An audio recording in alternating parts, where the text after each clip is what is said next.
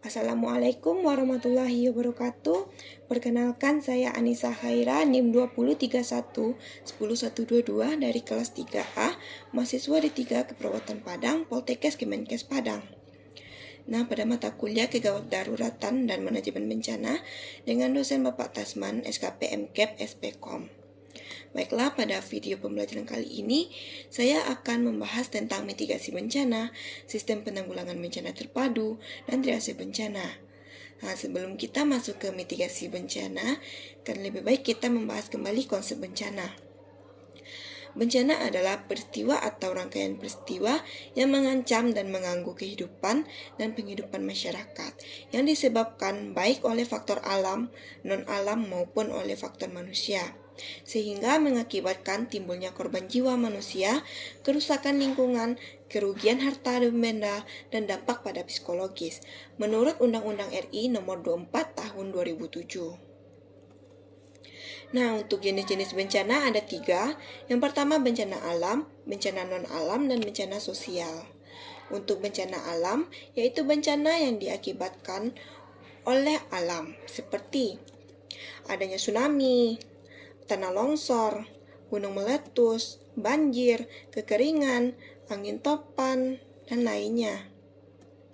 Yang kedua itu bencana non-alam, yaitu bencana yang diakibatkan oleh peristiwa non-alam, seperti kegagalan teknologi, gagal modernisasi, ada epidemi dan wabah penyakit.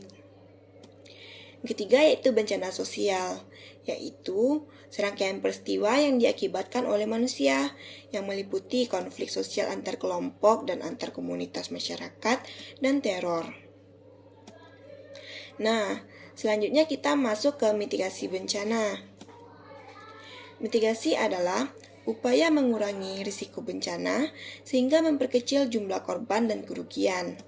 Sedangkan menurut Undang-Undang RI Nomor 24 Tahun 2007, mitigasi adalah suatu rangkaian upaya yang dilakukan untuk meminimalisir risiko dan dampak bencana, baik melalui pembangunan infrastruktur maupun memberikan kesadaran dan kemampuan menghadapi bencana. Mitigasi difokuskan pada pengenalan daerah rawan ancaman bencana dan pola perilaku individu atau masyarakat yang rentan terhadap bencana.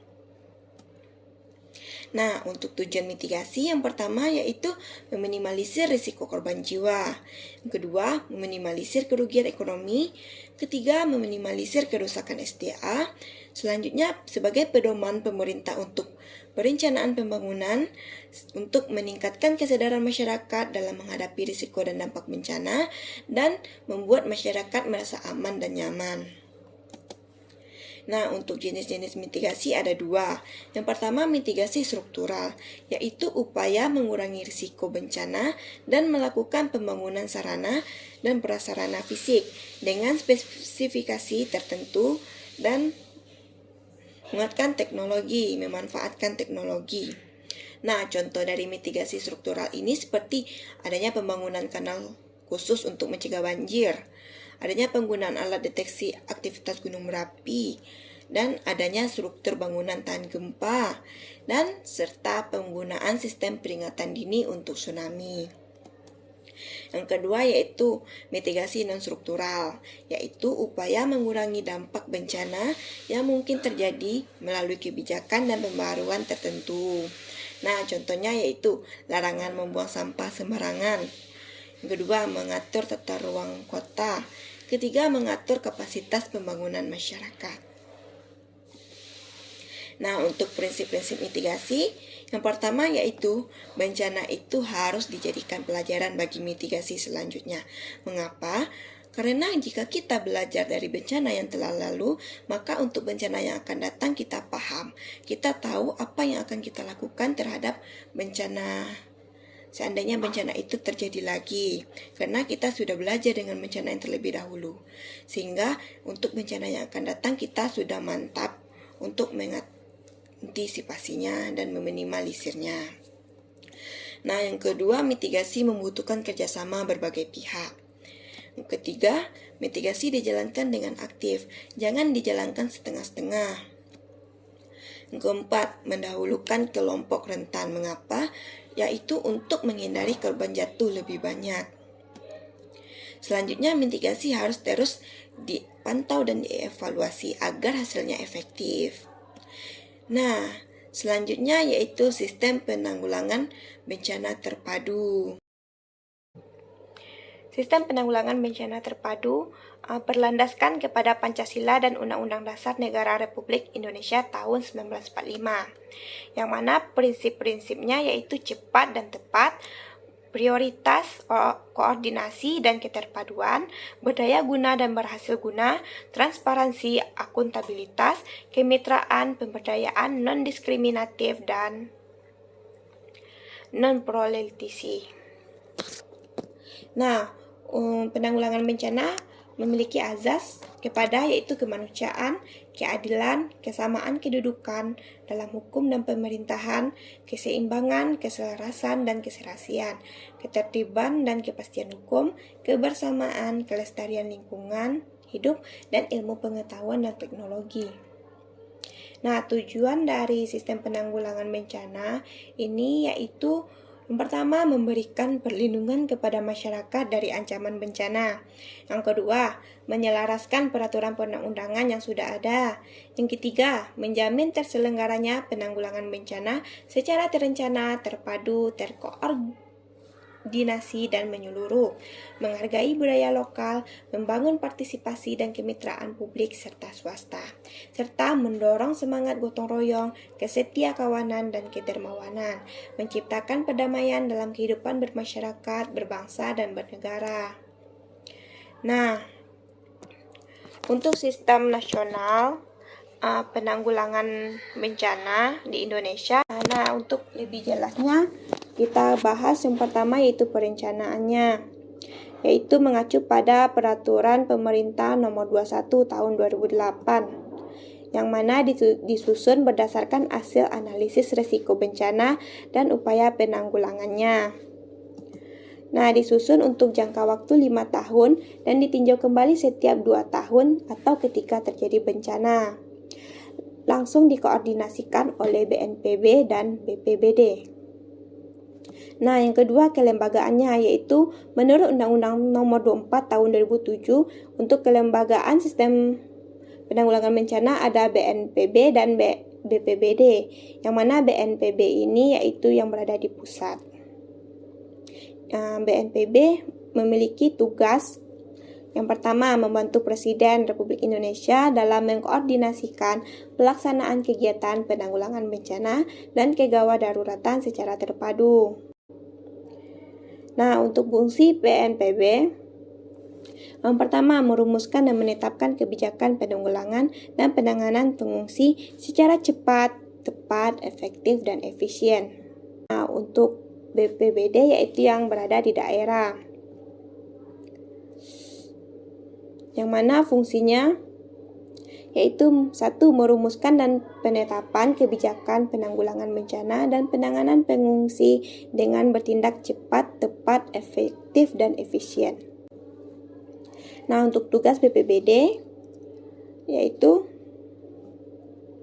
menetapkan pedoman dan pengarahan sesuai dengan kebijakan pemerintah daerah dan Badan Nasional Penanggulangan Bencana atau BNPB terhadap usaha penanggulangan bencana yang mencakup pencegahan bencana, penanganan darurat, rehabilitasi, serta rekonstruksi secara dan adil dan setara. Nah, yang ketiga yaitu pendanaan. Menurut Peraturan Pemerintah Nomor 22 Tahun 2008, pendanaan ini digunakan pada prabencana, saat tanggap darurat, dan pasca bencana. Pendanaannya berupa dana DIPA atau APBN atau APBD, dana kontingensi, dana on-call, dana bansos berpola hibah, dana bersumber dari masyarakat, dana dukungan komunitas dan internasional. Nah, untuk selanjutnya pengembangan kapasitas, yang mana seperti pendidikan dan latihan, penelitian dan pengembangan ilmu pengetahuan kebencanaan, adanya penerapan teknologi penanggulangan bencana seperti pembangunan rumah tahan gempa. Nah, untuk penyelenggaraan bencana, yaitu serangkaian upaya meliputi kebijakan pembangunan yang berisiko timbulnya bencana, kegiatan pencegahan bencana, tanggap darurat, dan rehabilitasi dengan prinsip tepat, cepat, dan prioritas. Nah, berikut siklus bencana dan manajemen penanggulangan bencana. Untuk prabencana atau sebelum terjadinya bencana disebut juga dengan kesiapsiagaan, meliputi adanya pencegahan dan mitigasi untuk menghadapi saat bencana. Dan ketika bencana terjadi atau biasa disebut dengan tanggap darurat, di sini dilakukan aksi tanggap darurat untuk menyelamatkan diri sendiri maupun membantu orang. Selanjutnya setelah terjadi bencana, yaitu disebut dengan pasca bencana, terdapat tindakan seperti pemulihan dan rekonstruksi. Setelah pasca bencana, maka kembali lagi kita harus melakukan mitigasi dan pencegahan untuk menghadapi bencana selanjutnya. Begitu siklus bencana dan manajemen penanggulangan bencana. Nah, selanjutnya masuk ke triase bencana. Triase adalah suatu proses memprioritaskan perawatan korban untuk memastikan korban yang paling membutuhkan mendapatkan perawatan segera dan menyelamatkan korban sebanyak-banyaknya. Triase juga diartikan sebagai tindakan memilih korban sebelum mendapatkan penanganan medis secara cepat berdasarkan tingkat keparahan luka yang harus diprioritaskan. Prinsip dari triase bencana ini adalah harus cepat, tepat, efisien, dan optimal karena untuk menyelamatkan korban sebanyak-banyaknya. Nah, untuk klasifikasi triase ada dua. Yang pertama multiple casualty triase, yaitu saat terjadi bencana. Yang mana saat terjadi bencana jumlah korban lebih banyak daripada penolong. Dan pada klasifikasi multiple casualty triase ini, kita menggunakan algoritma START, yaitu dengan memilih pasien-pasien yang perlu dievakuasi lebih dahulu ke rumah sakit. Nah, prinsip dari START ini adalah untuk mengatasi ancaman nyawa, jalan nafas tersumbat, dan pendarahan masif. Metode algoritma START ini harus dilakukan secara cepat, kurang dari 60 detik per pasien, tidak boleh lebih.